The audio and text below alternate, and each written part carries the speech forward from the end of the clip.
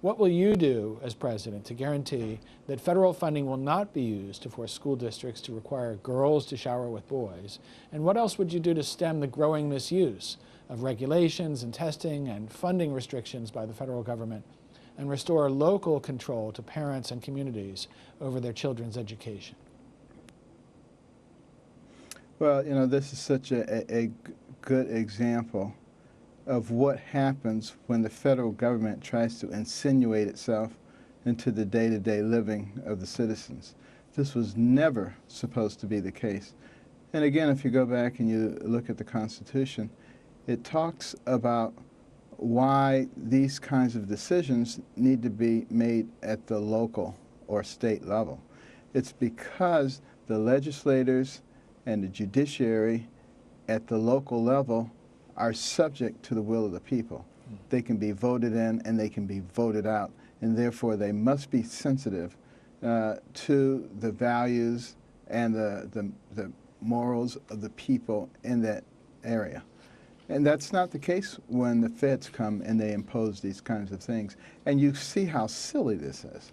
I mean, it's beyond ridiculous that you take the most abnormal situation and then you make everybody else conform to it. That doesn't make any sense whatsoever. That's one of the very reasons that, you know, I have, you know, been an outspoken opponent of things like gay marriage.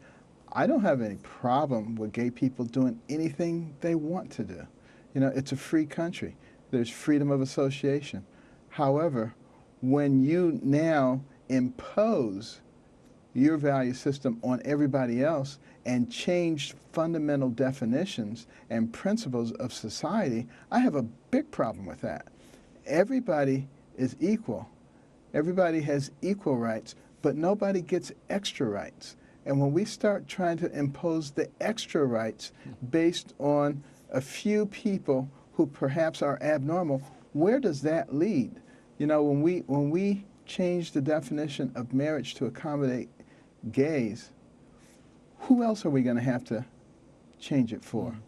You know, polygamists, you know, a whole group of people. And how do we not change it for them?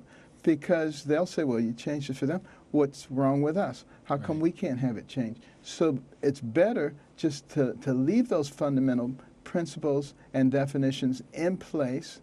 And, you know, if gay people want to have an association, they can have an association. If they want to have legal documents created so they can have visitation rights and share property, they can have that done without disturbing the whole system. That's what we have to be thinking about. So, you know, boys who say, I feel like a girl today, I want to go in the girls' lavatory, that is such a bunch of garbage. And, you know, if we continue to cater to that, where will it lead? What will it lead us to be? We are absolutely destroying ourselves because we are paying attention to political correctness. And remember, there were a lot of people who gave their lives so that we could have freedom of speech and freedom of expression. We need to go ahead and express ourselves. And the majority needs to stand up. I can't emphasize it strongly enough. You know, our time is running out. If we don't stand up for principles now, and we get a progressive and they get 2 or 3 Supreme Court picks, say goodbye to America.